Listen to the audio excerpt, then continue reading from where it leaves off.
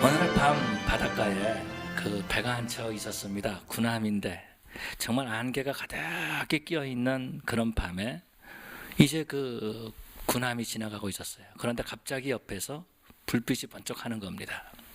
놀라가지고 보니까 그 저희 배가 지금 그 불빛을 향해서 나가고 있는 거예요. 그래서 그 함장이 이제 그 라디오로 말을 한 거죠. 남쪽으로 10도 내려라. 나는 함장 제레마이아다. 당신 배를 남쪽으로 10도 내려라. 그렇게 말했습니다. 그랬더니 상대편에서 연락이 왔습니다. 당신이 북쪽으로 10도 올리십시오. 그렇게 말했습니다. 그러니까 이 함장이 놀란 거죠. 그래서 나는 함장 제레마이아다. 남쪽으로 10도 내려라. 너는 누구냐? 그렇게 말했어요. 그랬더니 나는 프라이빗. 그건 뭐죠? 나는 아주 그 낮은 그런 존슨입니다. 당신이 북쪽으로 10도 올리십시오. 그렇게 말한 거예요. 이 함장이 얼마나 열받았겠어요. 그래가지고 내가 너를 군법회의에 넘기겠다. 빨리 네가 남쪽 10도로 내려라. 이렇게 명령을 했습니다. 그랬더니 그 존슨이라는 그런 그 상병이 말하기를 나는 10도 내릴 수 없습니다. 당신이 북쪽으로 10도 올리십시오. 여기는 등대입니다. 라고 그렇게 말했다라는 겁니다. 등대를 밑으로 내릴 수가 없지요. 등대를 명령한다 그래서 옮길 수 없다라는 겁니다. 여러분, 우리가 이 땅에 살 때에 우리가 등대를 옮기려고 할 때가 참 많이 있어요. 내가 원하기 때문에 내 권세를 가지고 삶의 기준을 옮기려고 할 때가 참 많이 있다라는 겁니다. 그런데 우리의 상황이나 우리의 여건을 가지고 삶의 기준을 바꾸려고 할 때에 우리는 인생을 잘못 살 수 있다라는 겁니다. 기준을 가지고 살아야지 우리가 인생을 바로 살 수 있는 거예요. 기준을 우리가 옮기려고 할 때에 내 삶과 내 형편에 따라서 기준을 바꾸려고 할 때에 우리는 인생을 잘못 살 수 있다라는 겁니다. 그렇기 때문에 우리의 기준을 확인하고 우리는 정신 차리고 살아야 된다라는 거죠. 우리 하나님께서는 저와 여러분들에게 이 기준으로, 삶의 기준으로 하나님의 말씀을 우리에게 주신 줄로 믿습니다. 그래서 하나님의 말씀을 읽게 하시고 그 말씀을 듣게 하시고 그 말씀을 중심으로 살게 하시는 하나님이십니다. 오늘 본문에서 보니까 우리 예수님께서 이렇게 말씀하고 있습니다. 내가 율법을 폐하러 온 줄로 생각하지 말라. 나는 율법을 완전하게 하기 위해서, 온전하게 하기 위해서 왔다라고 그렇게 말하고 있는 거죠. 그리고 예수님께서 계속해서 그 율법에 대해서 말씀하고 있는 것을 볼 수 있습니다. 그런데 요즘 제가 읽는 그 성경이 유진 피터슨이 쓴 그런 번역한 그런 성경을 읽고 있습니다. 여기서 보니까 아주 재미있게 정말 자세하게 이 말씀을 말해주고 있습니다. 이렇게 말해주고 있어요. 제가 한번 읽어드리겠습니다. 17절부터 20절까지입니다. 내가 하나님의 율법이든 예언자든 성경을 폐지하려 왔다고 생각하지 말라. 내가 온 것은 폐지하려는 것이 아니라 오히려 완성하려는 것이다. 나는 그 모든 것을 거대한 하나의 파노라마 속에 아우를 것이다. 하나님의 율법은 하늘의 별과 너희가 발을 딛고 있는 땅보다 더 현실적이며 영속적이다. 별들이 다 불타버리고 땅이 다 닳아 없어진 뒤에도 하나님의 율법은 살아서 역사할 것이다. 하나님의 율법에서 가장 작은 항목 하나라도 하찮게 여긴다면 너희 스스로를 하찮게 여기는 꼴밖에 되지 않는다.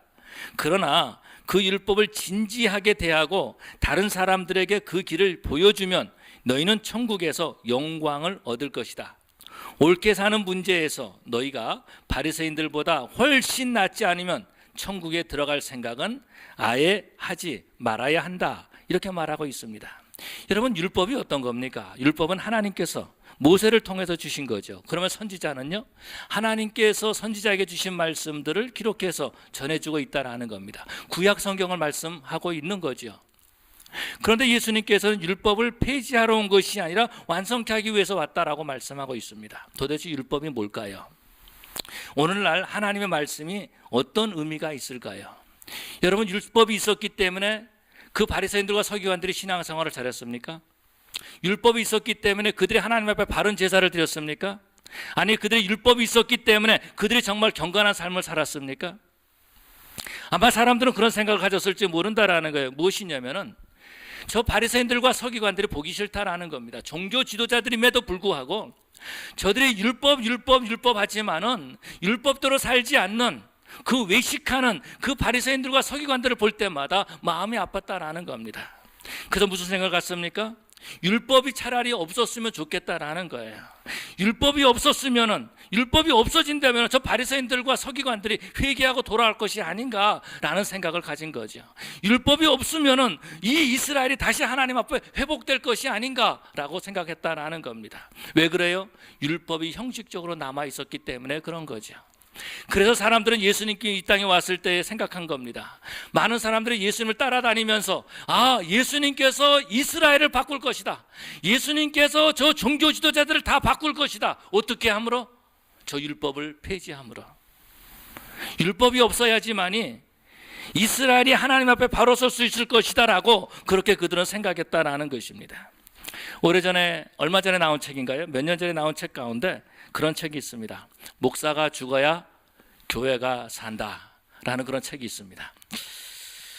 여러분, 목사가 죽어야지 교회가 삽니까? 아니면 목사가 살아야지 교회가 삽니까? 그 죽는다는 의미도 여러 가지가 있지만 살아야 된다라는 의미도 여러 가지가 있다라는 거죠. 얼마나 교회가 목사님들 때문에 힘들면은 목사가 죽어야 교회가 산다 이렇게 말했을까요? 그리고 그 책이 상당히 많이 팔린 그런 모습들을 보게 됩니다. 우리는 그런 이 세상을 보면서 안타까운 마음을 가져야 된다라는 거예요. 어떤 마음입니까? 하나님의 말씀이 있지만 그 말씀을 지키지 못한다라는 거죠. 하나님의 말씀이 있지만 그 말씀과는 상관없는 삶을 살고 있다라는 것입니다. 그렇기 때문에 예수님 당시의 사람들은 그런 생각을 가졌던 거죠. 율법이 죽어야 교회가 산다.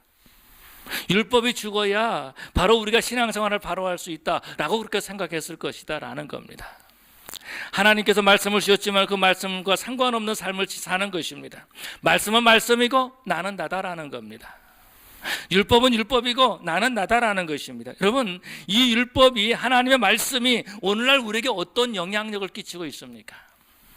하나님의 말씀이 내 삶에서 어느 정도의 포지션을, 어느 정도의 위치를 차지하고 있습니까? 내 삶에 어떤 영향력을 주고 있습니까? 예수님께서 이 땅에서 사역하실 때에 그 바리새인들과 서기관들을 책망하셨던 모습을 보게 되죠. 마태복음 23장에서 보니까 화 있을진저 바리새인들과 서기관들이여 라고 하면서 7번씩이나 그렇게 말씀하시면서 그들을 책망하셨던 모습들을 보게 되죠. 그들이 어떤 사람들이에요? 율법을 지켰다고 생각했던 사람들이에요. 율법을 자랑했던 사람들이에요. 그 율법을 지키기를 위해서 애썼던 사람들이다라는 것입니다. 그런데 우리 예수님께서 무엇 때문에 저들에게 화 있을진저 바리새인들과 서기관들이여 라고 그렇게 말씀하셨을까요? 오늘날 예수님께서 오신다면 우리에게 뭐라고 말씀하실까요? 이 화 있을진저 목사야 이렇게 말씀하실지 모르겠어요. 왜 그래요? 하나님의 말씀을 주었지만은 그 말씀을 받아들이지 않기 때문에 그런 거죠. 말라기서 보니까 이렇게 말씀하고 있습니다. 그 이스라엘 백성들에게 너희가 나를 멸시하였도다 그렇게 말해주고 있죠. 그때의 이스라엘 백성들은, 제사장들은 그렇게 말합니다. 하나님, 우리가 언제 하나님을 멸시하였나이까? 라고 말하고 있는 거죠. 그랬을 때 우리 하나님께서 뭐라고 말씀하십니까? 너희가 병든 것, 저는 것, 눈먼 것 이것을 너희 그 상전에게 드려보라 라고 말하는 거죠. 총독에게 드려보라, 그것을 받겠느냐 라고 말씀하고 있다라는 겁니다. 그들이 하나님을 멸시했기 때문에 하나님 앞에 눈먼 것을 드려도 되고 병든 것을 드려도 되고 저는 것을 드려도 된다라고 생각했다라는 것입니다. 저는요, 우리 아이들이 제 말을 잘 듣기를 원합니다. 제가 비록 우리 부모님 말을 잘 못 들었어도 저는 우리 아이들이 제 말을 잘 듣기를 원해요. 그런데 아이들이 내가 무슨 말을 했는데 그 말을 듣지 않는 것은 왜 그래요? 왜 듣지 않을까요? 물론 그 상황이 그 말을 들을 수 없기 때문에 듣지 않는다 이렇게 말할 수 있을 것입니다. 그렇지만은 그 마음속에는 어떤 마음이 있냐면은 내 모든 상황이 아버지 말보다 더 중요하다라고 생각하는 겁니다. 여러분, 이스라엘 백성들이 하나님께서 말씀을 주셨지만은 그 말씀을 듣지 않는 이유가 어디에 있었습니까? 물론 말씀을 지킬 만한 그런 능력이, 그런 힘이, 그런 상황이 그들에게는 부족했다라는 것입니다. 그런데 그 마음속에 뭐가 있었습니까? 하나님의 말씀보다는 내 상황이 더 중요하다라는 겁니다. 하나님의 말씀보다는 내 형편이 더 중요하다라는 것입니다. 그렇기 때문에 그들은 하나님의 말씀을 따르지 않았다라는 거죠. 그런데 여러분, 자녀가 부모의 말을 듣지 않을 때에 부모는 어떤 마음을 갖습니까? 자녀에게 멸시받는 마음을 갖는다라는 겁니다. 그런 것처럼 우리가 하나님의 말씀을 지키지 아니할 때에, 그 말씀을 중요하게 여기지 아니할 때에 우리 하나님이 멸시받는다라는 것입니다. 하나님을 귀하게 여기는 사람은요, 그 말씀을 귀하게 여겨요. 그러나 하나님을 귀하게 여기지 않는 사람은 그 말씀을 귀하게 여기지 않는다라는 겁니다. 우리 예수님께서 이 땅에 오셨을 때에는요, 말씀이 육신이 되셨다라고 말씀하고 있습니다. 예수님께서 이 땅에 오신 것을 말씀이 육신이 되어 우리 가운데 거하셨다라고 말씀하고 있어요. 그런데 자기 백성이 영접하지 않았다라고 말하고 있습니다. 여러분, 오늘날 세대가 어떤 세대입니까? 하나님의 말씀이 교회에서 무시당하는, 하나님의 말씀이 교회에서 멸시당하는 그런 세대에 우리가 살고 있다라는 거죠. 여러분, 하나님께서 이런 마음, 이런 모습을 보시고 얼마나 마음 아프시겠습니까? 말라기서에 보니까 그렇게 말씀하고 있어요. 차라리 성전문을 닫았으면 좋겠도다, 그렇게 말씀하시는 것을 보게 되죠. 여러분, 오늘날 교회가 하나님으로부터 떠날 때에, 그 말씀을 떠날 때에, 그 말씀을 무시할 때에 하나님께서 그렇게 말씀하실지 모르겠어요. 차라리 교회 문을 닫았으면 좋겠도다. 오늘날 보니까, 지난주에 보니까 그런 사건이 있었습니다.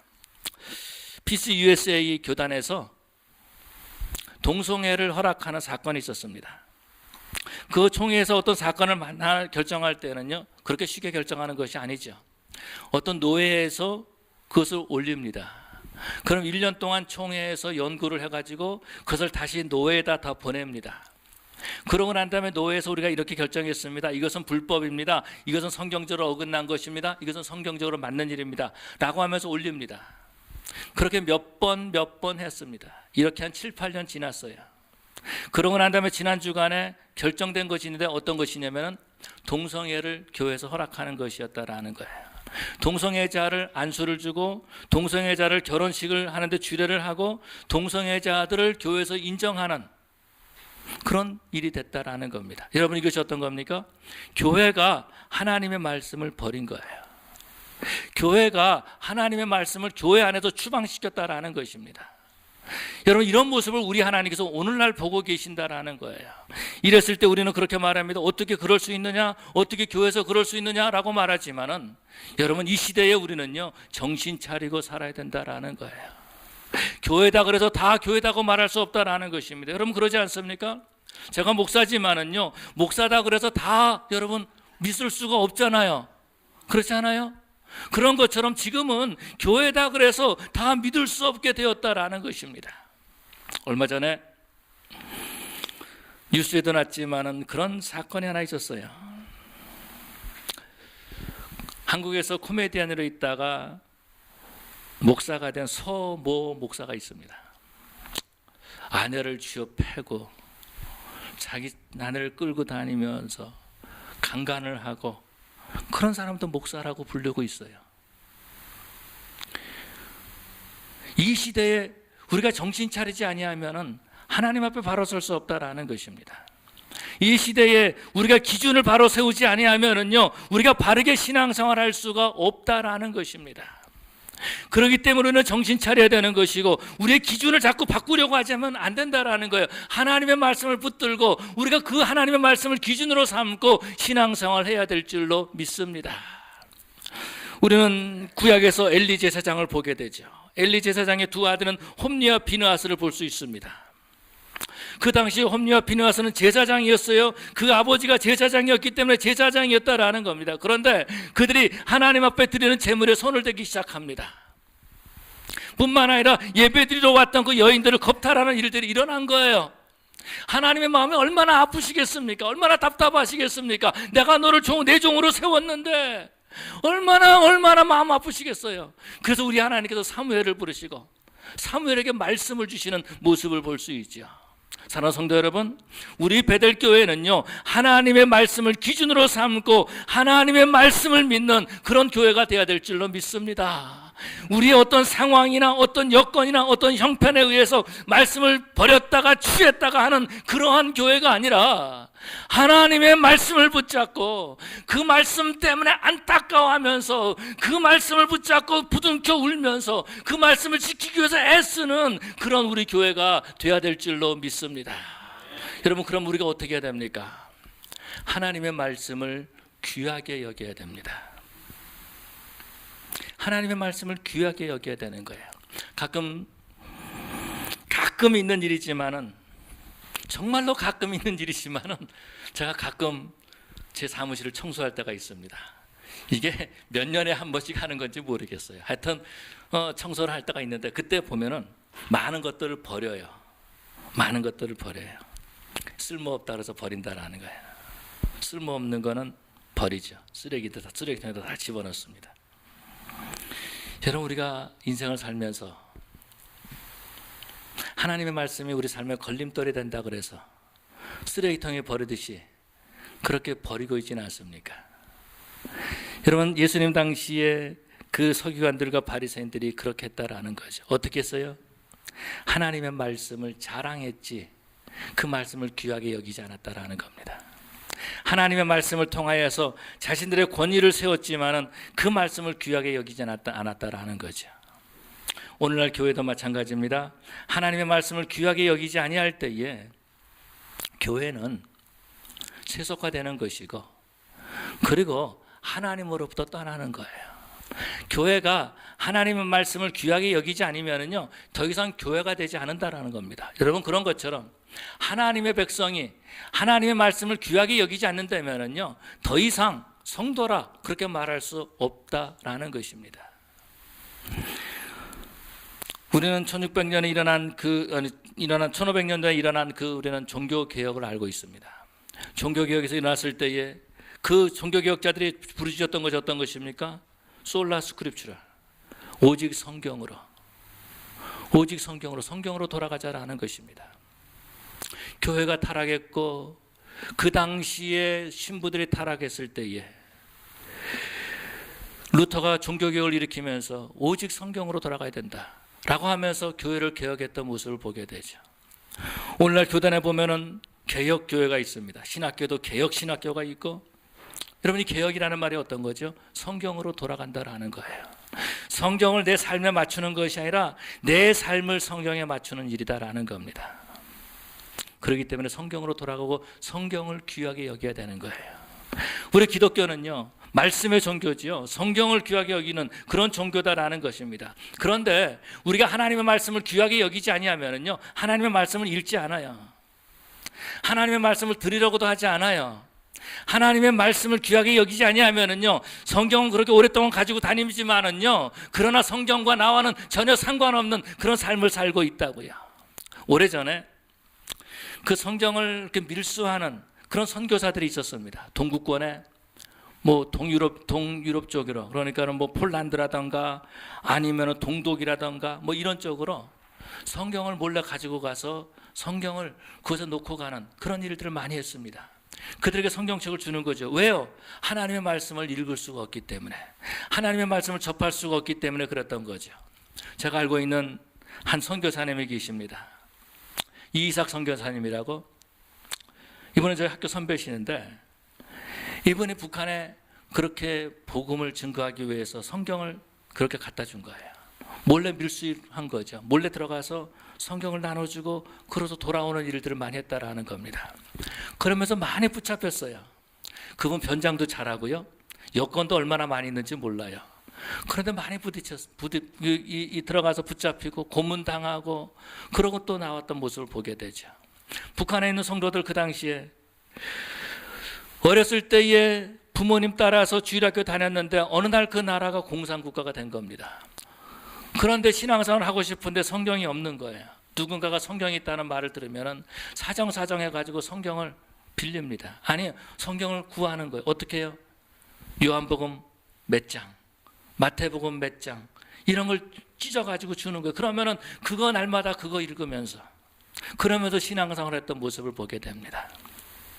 여러분, 성경을 귀하게 여기는 사람은요, 하나님의 말씀을 귀하게 여기는 사람은요, 그렇게 성경을 읽습니다. 그럼 오늘날 보면 놀라운 기적들이 나타나고 있어요. 어떤 기적입니까? 우리는 성경을 너무나 많이 가지고 있죠. 창세기부터 계시록까지. 저도요, 제가 성경책이 몇 권이 되는지 모르겠어요. 사무실에도 성경책이 많이 있고요. 여러분들 그러지 않습니까?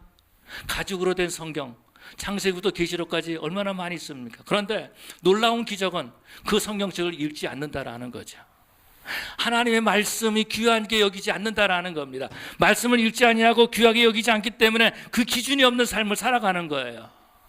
말씀을 읽지 않기 때문에 하나님이 내게 무슨 말씀을 해주시는지 모른다라는 거죠. 그러니까 상황에 따라서, 형편에 따라서 그렇게 날마다 살아가고 있다라는 것입니다.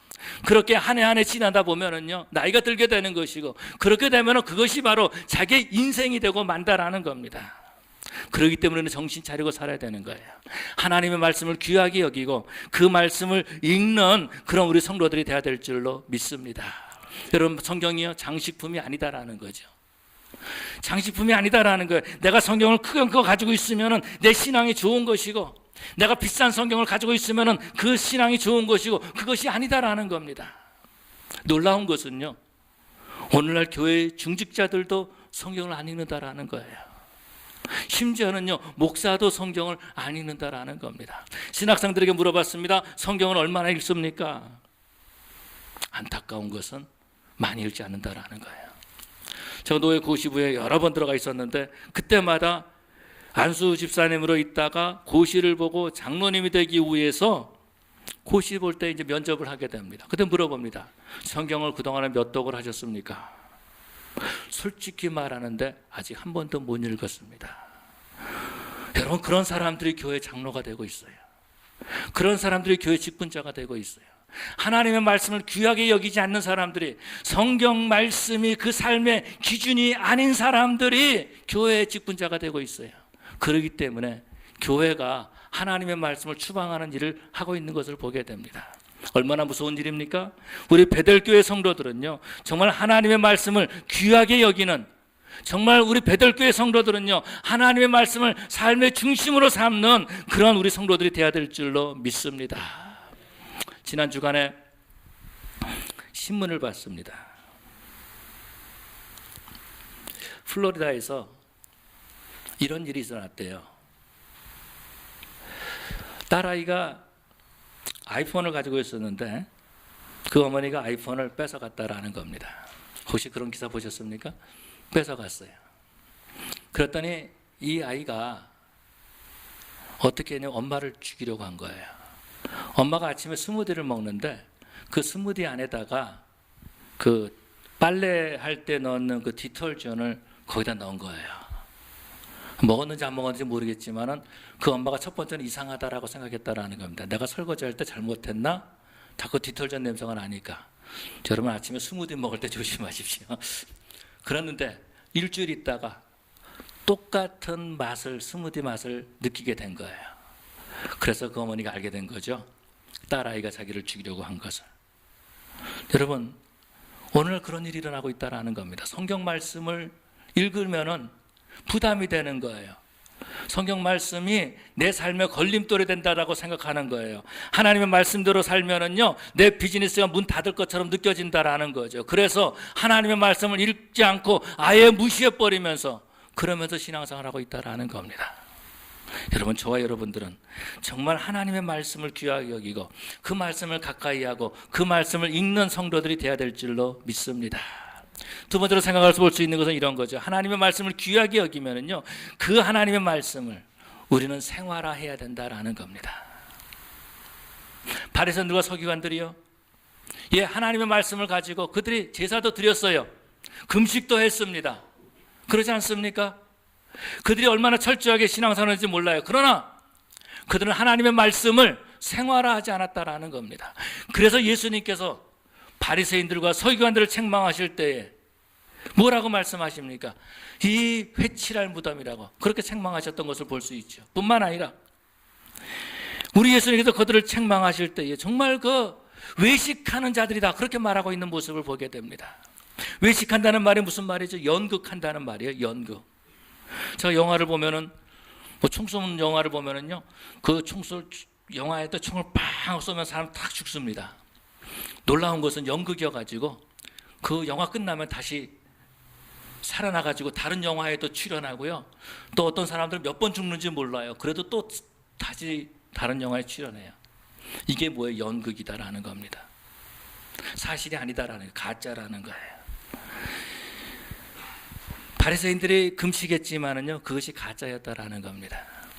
바리새인들이 정말 하나님 앞에 예배를 드렸지만은요, 그것이 가짜였다라는 거예요. 여러분, 이것이 바로 어떤 거예요? 이것이 바로 가식이고 이것이 외식이다라는 겁니다. 그것을 하나님께서 책망하신 거예요.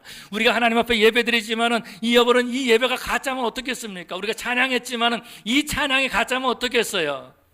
우리가 나가서 신앙생활 한다고 하는데 그 신앙생활이 가짜면 어떻겠습니까? 우리 하나님께서 책망하신다라는 거죠. 정말 주님 앞에 갔을 때에 너 착하고 충성된 종아, 네가 작은 일에 충성하였으니 내가 네게 많은 것을 맡기리라 라고 하는 것이 아니라 이 약하고 게으른 종아, 하나님께서 그렇게 말씀하신다면 어떻겠습니까? 얼마나 마음 아프겠습니까? 그때는요, 회개해도 우리가 후회해도 돌이킬 수가 없다라는 거죠. 말씀을 우리가 생활화해야 된다라는 겁니다. 여러분, 말씀을 생활한다는 것이 어떤 것입니까? 하나님을 사랑하는 사람은 그 하나님의 말씀을 생활할 수 있습니다. 그러나 하나님을 멸시하거나 하나님을 무시하는 사람은요, 하나님의 말씀을 생활화할 수 없는 거죠. 아내를 사랑하게 되면은요, 아내의 말에 귀를 기울입니다. 남편을 사랑하게 되면은요, 남편의 말에 귀를 기울입니다. 자식이 부모를 사랑하게 되면요, 부모의 말을 기울여요. 그리고 그 말을 따라간다라는 겁니다. 부모가 자식을 사랑하면은 자식이 무슨 말을 한마디 하지요. 그러면은 그것을 기억했다가 그것을 그대로 해주는 모습을 보게 됩니다. 우리 아이들을 보니까 그런 것 같아요. 우리 아이들이 뭐 먹고 싶다 그러면은 반찬이 바뀌어져요. 그게 반찬으로 올라오더라고요. 야, 이거 대단하다. 자녀를 사랑하기 때문에 그런 거죠. 여러분, 우리가 하나님을 사랑하게 되면은요, 하나님의 말씀을 지키게 된다라는 겁니다. 우리가 주님, 내가 주님을 사랑합니다 라고 고백하는 것도 중요합니다. 그렇지만은 주님을 사랑하는 그 증거가 어떤 겁니까? 그 말씀이 우리들의 삶에서 생활화로 나타난다라는 거죠. 그러게 될 때에 우리는 바르게 신앙생활을 할 수 있는 거예요. 오늘 본문에서 보니까 우리 예수님께서 이렇게 말씀하시는 것을 볼 수 있습니다.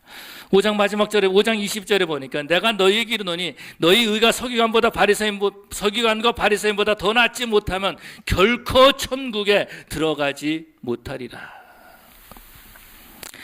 하나님의 말씀을 생활하지 않는다면 결코 우리가 하나님의 사람으로 인정받을 수 없다라는 것입니다. 사도 바울은 우리에게 이렇게 말씀하십니다. 모든 성경은 성령의 감동으로 된 것으로 교훈과 책망과 바르게 함과 의로 교육하기에 유익하니 라고 말씀하고 있죠. 이런 말씀이 우리를 책망할 때 어떻게 하시겠습니까? 말씀이 우리의 비즈니스에 대해서 책망할 때 뭐라고 말씀하시겠습니까? 말씀이 내 언어 생활에서 책망하실 때에 뭐라고 말씀하시겠습니까? 말씀을 바꾸시겠습니까? 아니면 내 자신을 바꿔나가겠습니까?